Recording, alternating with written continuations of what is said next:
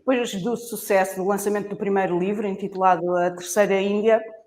a doutora Iris Bravo volta a dar vida à personagem principal do livro, a Sofia, e desta vez, numa história em que ela consegue efetivamente engravidar, entra em novas aventuras pelo mundo da fertilidade. Hoje, o meu nome é Rita Reis, eu estou aqui em representação da Merck, uma das empresas que apoia o lançamento deste livro. Tenho comigo a doutora Iris Bravo, a autora deste livro e especialista em ginecologia e fertilidade num centro público de procriação medicamente assistida. Tenho também comigo Filomena Gonçalves, que é vice-presidente da Associação Portuguesa de Fertilidade, e tenho a Catarina Beato, que vai estar a juntar-se a nós de forma virtual e que é uma influencer digital, mãe de 3 filhos, à espera do quarto, e que vai partilhar connosco também a sua experiência enquanto mãe. Eu começava diretamente por perguntar à doutora Iris, enfim, que nos falasse primeiro um pouco de si, da sua experiência, e como é que a sua experiência leva à escrita de livros e como é que se juntam estas duas paixões da escrita e da medicina. Era contar uma história, não é? Uma história que fosse... que eu tentei que fosse inspiradora, mas também tinha como objetivo que se falasse no assunto, que se falasse na infertilidade e também que as minhas pacientes de alguma forma se identificassem, e o motivo pelo qual me dizem, eu fico super feliz quando vão ter comigo lá ao CIRM e trazem o livro, eu identifiquei-me, eu também me senti assim, é porque realmente não foi inspirada numa paciente em particular, foi inspirada em muitas, porque as vivências e as partilhas são todas muito parecidas, é aquele desejo muito grande de uma gravidez que começa a ocupar toda uma vida, não é? Porque eu acho que há mulheres que são muito realizadas por não terem filhos e acho ótimo, mas também há outras para quem é um desejo inabalável, uma vontade muito grande, e quando não a conseguem concretizar, as sucessivas frustrações fazem com que esse desejo não concretizado de alguma forma comece a tomar conta de todos os seus pensamentos, de todas as suas vivências, da sua própria alegria. E no fundo era para passar a imagem de que não estão sozinhas. A maioria das mulheres que passam por muitos processos para tentar engravidar por procriação medicamente assistida e que não conseguem, a maioria delas sente-se muito angustiada, muito triste, percebe que de alguma forma não devia deixar que o desejo de maternidade tomasse conta da sua vida, mas também não o consegue impedir. Acaba por ser um instinto, não é? E também que todos aqueles sentimentos que a minha personagem às vezes revela, mesmo em relação à própria médica que tem 2 filhos, as minhas doentes muitas vezes contam-me que uma amiga, ou como por exemplo a Catarina, que engravidou, claro que eu não estou a dizer que as amigas da Catarina que não conseguiram ter filhos não vão ficar muito felizes por saberem que engravidaste, mas na maioria, ou em muitas vezes, fica sempre aquele sentimento de porque é que eu não consegui uma coisa que aparentemente é tão simples e que à partida não deveria estar vedada a nenhuma mulher, porque é que eu não consigo, porque é que em mim não funciona. E esse pensamento não quer dizer que diminua a felicidade de te ver grávida, mas ao mesmo tempo há sempre aquele pequenino... aquela pequenina tristeza de não ter concretizado o sonho. Por isso, como representante da Associação Portuguesa de Fertilidade, até que ponto a partilha destas histórias de insucesso e de sucesso, no final, é que são importantes, e até que ponto estas histórias são importantes para partilhar com os portugueses, neste caso? Nós já tínhamos ficado fãs da Terceira Índia e agora fãs ainda mais da Nova Índia, e realmente estes livros espalham muito bem a realidade destes casais. Estes livros estão pautados com emoções que realmente só estes casais conseguem sentir, e também trazem esta leveza de que, apesar destes casais passarem por estas dificuldades e às vezes causarem-se este tipo de desgaste nas relações, lidam às vezes a outros caminhos, e é importante olharmos para outros aspectos na nossa vida, falarmos sobre o assunto, não esconder, e às vezes a vida acontece por si própria, por muito que nós encorajemos estes casais a procurarem ajuda médica, por muito que encorajemos a que falem sobre o assunto, a desmistificar, também o focar-se excessivamente no problema da sua, digamos, incapacidade em constituir família, às vezes pode levar a outros caminhos também, e estes livros estão muitíssimo bem escritos, porque realmente falam sobre estas aventuras da vida que às vezes podem ter alguns finais que eu não vou revelar, não é? A Catarina Beato, que está connosco virtualmente, enfim, como eu referi, é mãe de 3 filhos, está neste momento à espera do 4º filho, os meus parabéns desde já. A minha pergunta é mais ou menos simples, que é, de que forma é que estas histórias, que são construídas, neste caso, com base em alguns casos reais, é que são importantes, nomeadamente para chamar a atenção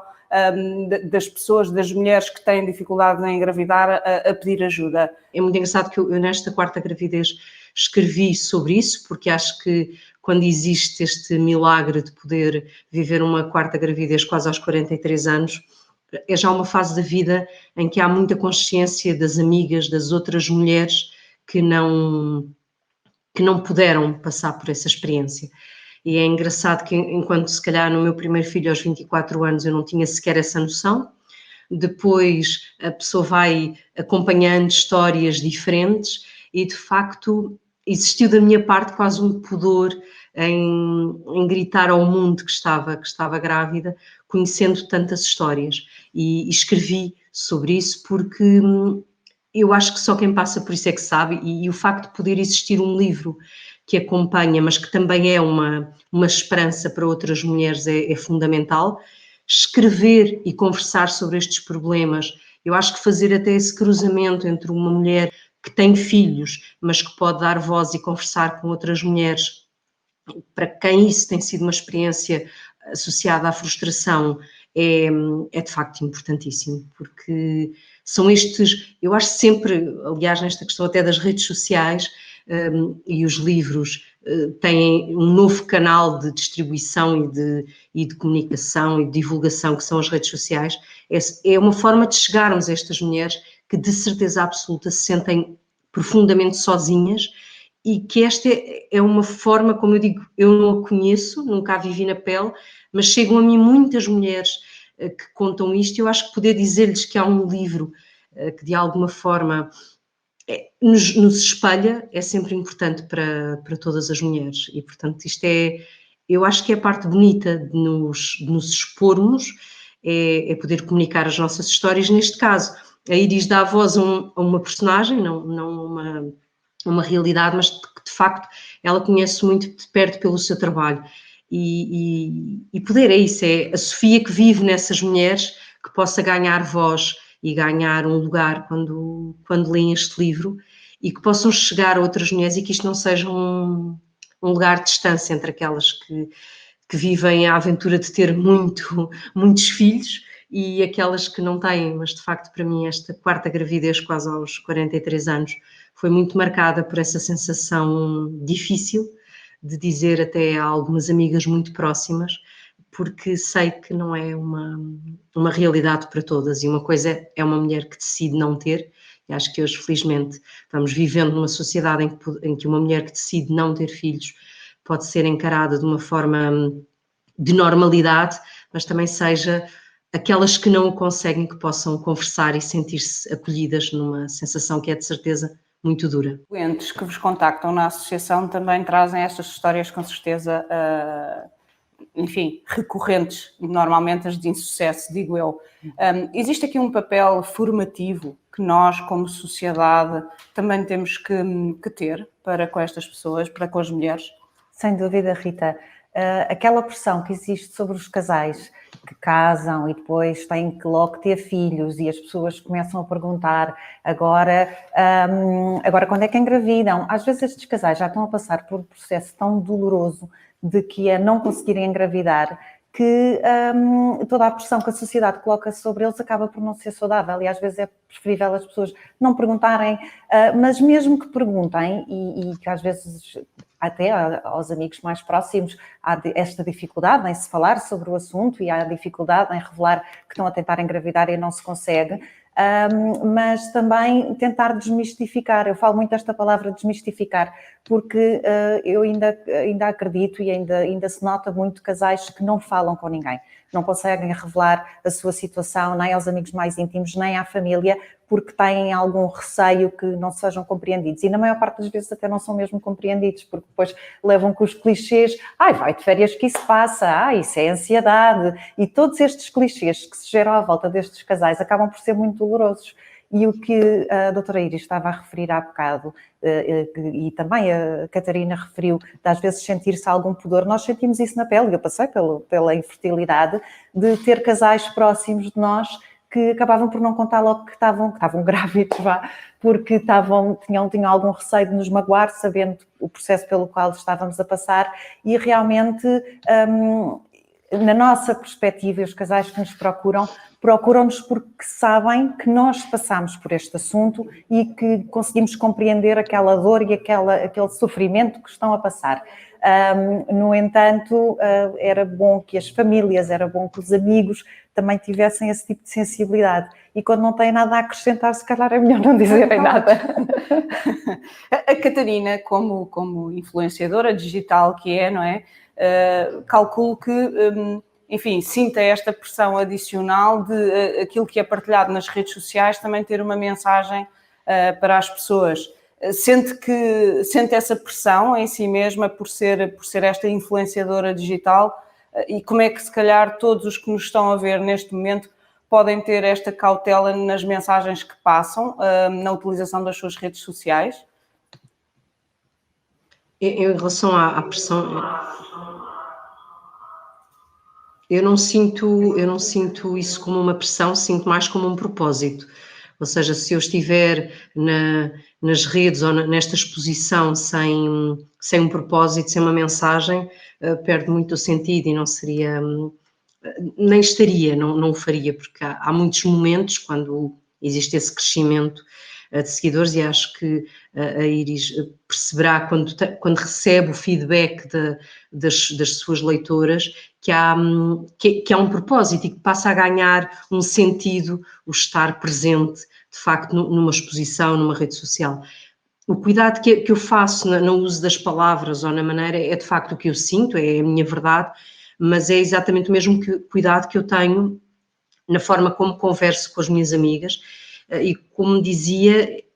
é nós vivermos as nossas alegrias, mas eu não questiono que as pessoas fiquem muito felizes por mim, mas eu imagino que existam sensações muito dúbias em tudo isto e, portanto,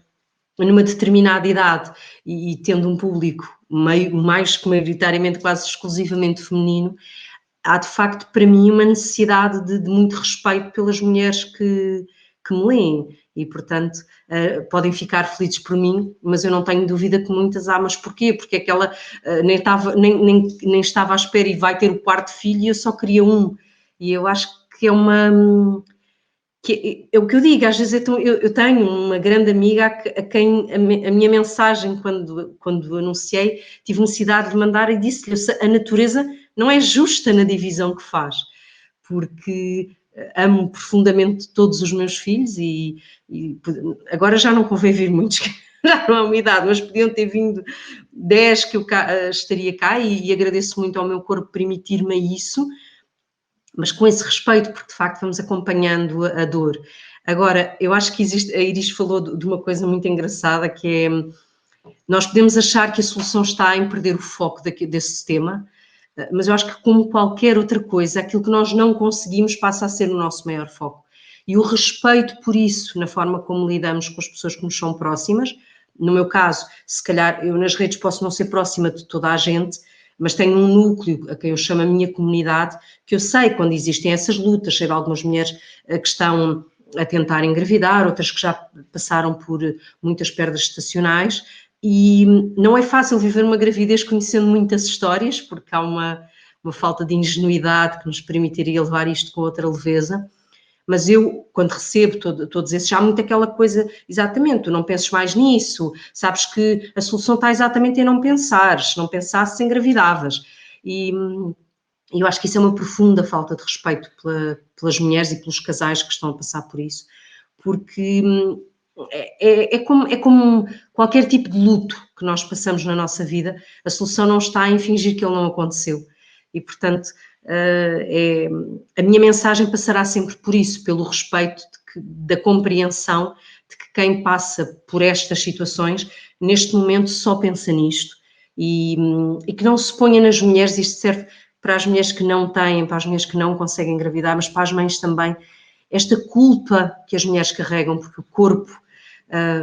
querendo ou não, é nosso e há quase uma responsabilização, como se a gravidez dependesse da mulher, dependesse da cabeça da mulher, do corpo da mulher, e que nós tiramos um bocadinho esse peso e não digamos coisas como se não pensasses nisso já estavas grávida, se não tiver aquelas coisas horrorosas que de certeza que se dizem. Agora, neste lado, como me perguntava em relação às redes, é aproveitarmos isso com um propósito, e o propósito no feminino é de muita normalização, de muito empoderamento, e que eu possa fazer isso, já fico contente. Que é uma questão também de um grande desconhecimento que existe por parte da sociedade em geral. Esta é a minha opinião pessoal. E até porque também já sou mãe de 3 e também já tive algum percurso nesta área da fertilidade. A mim sempre me ajudou tentar perceber que quem nos rodeia, enfim, tem desconhecimento. E há uma série de fatores que também podem ajudar ou não ajudar neste caminho da fertilidade, que deviam ser mais conversados de uma forma geral. Não, doutora Iris? Sim, claro. Por um lado, acho que é muito importante, como a Filomena referiu, desmistificar e nunca pôr o peso da infertilidade na mulher, até porque as causas de infertilidade dividem-se e 50% são causas masculinas e 50% são causas femininas, se formos dividir exatamente. E por outro lado também ainda há mitos enraizados na nossa população e que são extremamente dolorosos para as mulheres e porque de alguma forma elas tentam sempre arranjar uma maneira de se culpabilizar e portanto apesar de estarmos todos numa idade super moderna em que há imenso acesso à informação, ainda há senhoras que acham que não conseguem engravidar, apesar do marido ter um espermograma alterado, porque fizeram um aborto quando eram jovens, ou porque tomaram a pílula há 20 anos, e de alguma forma tentam sempre responsabilizar-se. Muitas vezes até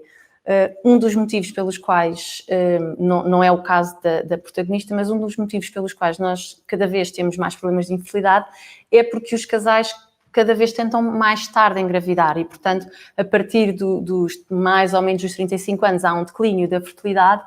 e portanto, é natural que as mulheres queiram tirar os seus cursos, ter os seus empregos, progredir nas suas carreiras e eu acho que não se devem nunca culpabilizar, porque foi assim que aconteceu, foi assim que organizaram a sua vida. Se aos 37 anos tentaram engravidar e não está a correr bem, porquê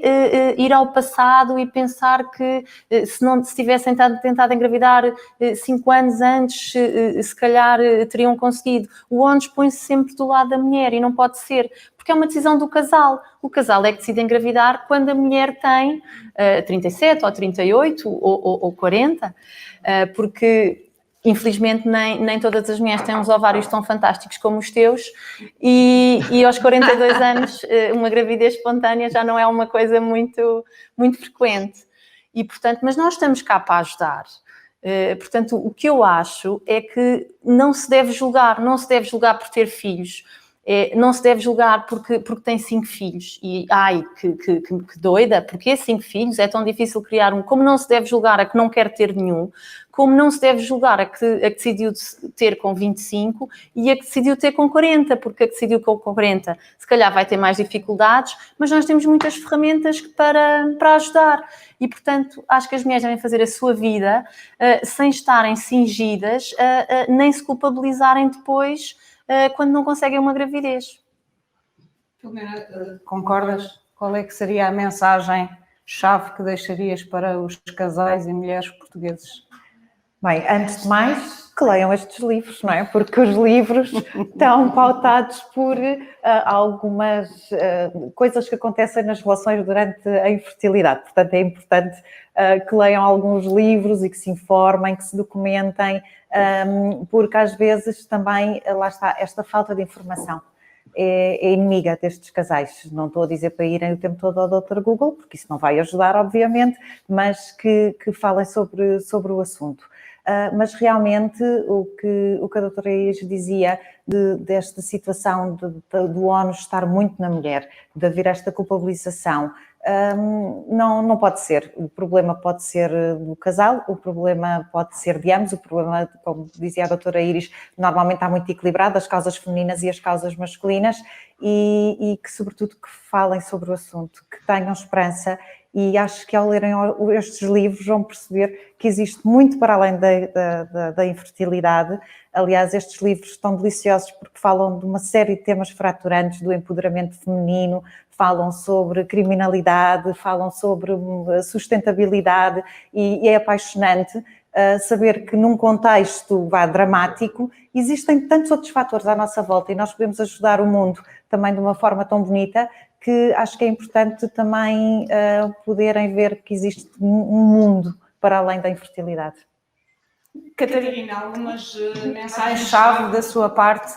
para o público que a vê? Sem dúvida a leitura. A leitura tem este lugar de intimidade que nos permite perceber que